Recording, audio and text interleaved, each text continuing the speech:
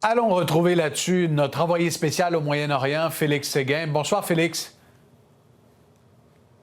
Bonsoir, Pierre-Olivier. Alors, tu es en Jordanie, tu es arrivé au cours des dernières heures. De quoi as-tu été témoin depuis la Jordanie? Bon, d'abord, vous devez savoir, Pierre-Olivier, que nous sommes devant la mer Morte. Il fait nuit, alors vous ne voyez pas de l'autre côté, mais nous, on voit très bien ici là, la Cisjordanie occupée.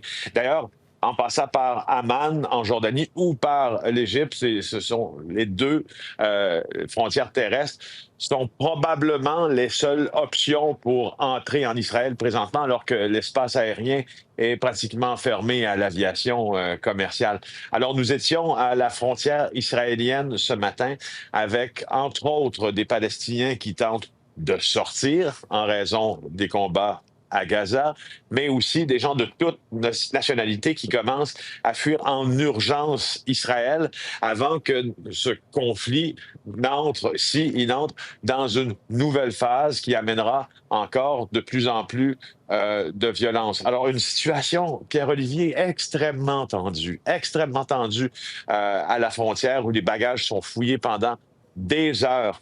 Douaniers israéliens, militaires aussi, à la recherche d'éléments perturbateurs, à la recherche d'éléments explosifs dans les bagages, à la recherche aussi de personnes qui veulent entrer dans le pays pour y commettre des attentats. C'est vraiment la frontière la plus gardée, la mieux gardée de la planète ou l'une des mieux gardées de la planète et la tension augmente de jour en jour. La tension augmente et ce qu'on redoute, c'est l'intervention américaine qui pourrait accélérer cette escalade des tensions. Et il y a des employés de la défense américaine qui se sont confiés à vous.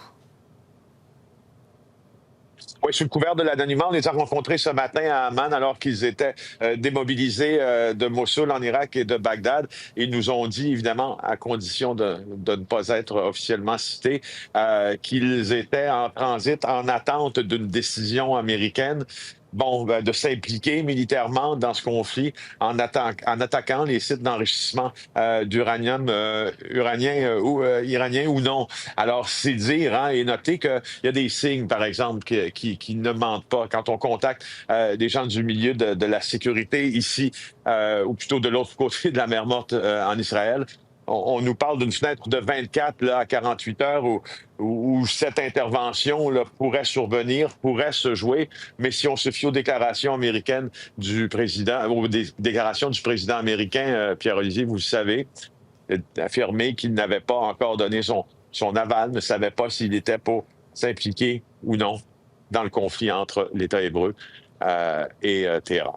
En terminant, dans ce contexte-là, Félix, l'horreur continue à Gaza et on en parle beaucoup moins.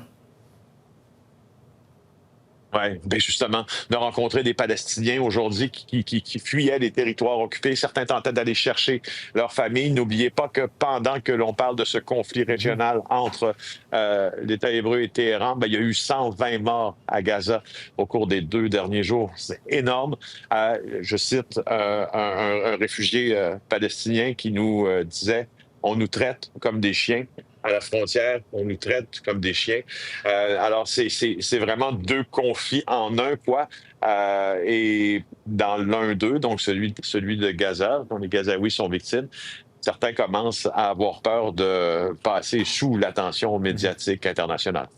Félix Séguin en Jordanie, accompagné à la caméra par Émile Bordua. Bon séjour et on se retrouve demain.